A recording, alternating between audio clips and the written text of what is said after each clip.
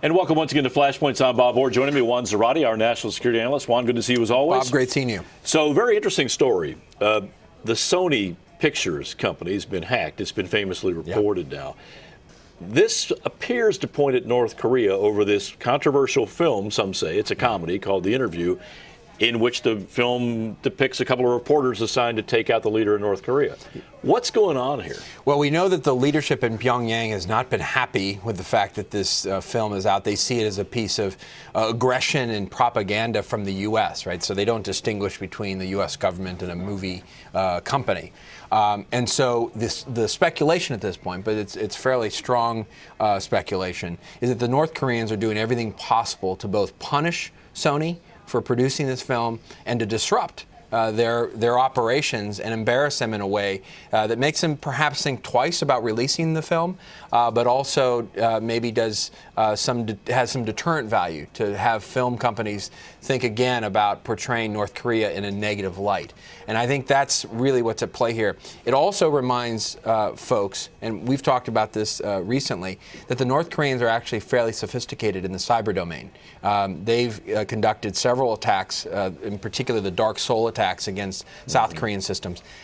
They know how to do this, and that they may be behind these attacks. Okay, whoever did the attacks, whether it's the North Koreans or a surrogate acting on their behalf, these were devastating attacks. They stole some information, released some unreleased films, sent allegedly threatening emails to company executives about their families, and more importantly, wiped out some of the data on the computer system at Sony. This was a very aggressive offensive cyber operation. Yeah, no, and it had, as you said, all the dimensions of a cyber attack sort of packed into one. It was the messing with the system, disrupting the release of intellectual property and internal communications, the threats. And the destruction of data. And the destruction of data. And so this is really kind of an all-encompassing attack and package at a particular actor, Sony.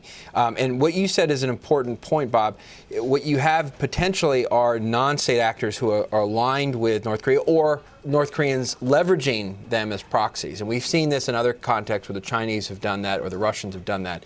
That is a model in the cyber domain where a state can have an arm's length distance from the attack, but can certainly effectuate it with non-state actors. We have to pay attention to this attack because this is kind of a precursor to what could be much worse. What if a hacker with the same kind of cyber tools would go after bank records or Wall Street records? Well, and you've seen that in a sense. The J.P. Morgan breach, which was revealed in recent months, is a significant breach coming out of Russia, not clear exactly who.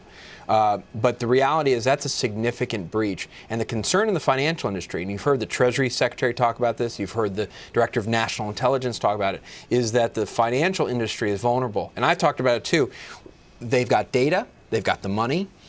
They also have critical systems. And if you can disrupt the systems, if you can steal the money, and if you can put information and customer data at risk, that's a major attack and a major vulnerability. And you got to watch it carefully. Some cyber investigators say this Sony attack might be a threshold attack. This is kind of upping the ante a little bit. Yeah. And they're warning this could be a sign of things to come. Do you agree with that? I think that's right, and I think private companies are, right in the target zone here. And it's not just Sony. You saw it with Google a couple of years ago, getting hacked in China, and you see it obviously with our defense industry and with the financial industry. So there's more of this to come, and it's likely to get more sophisticated and more targeted.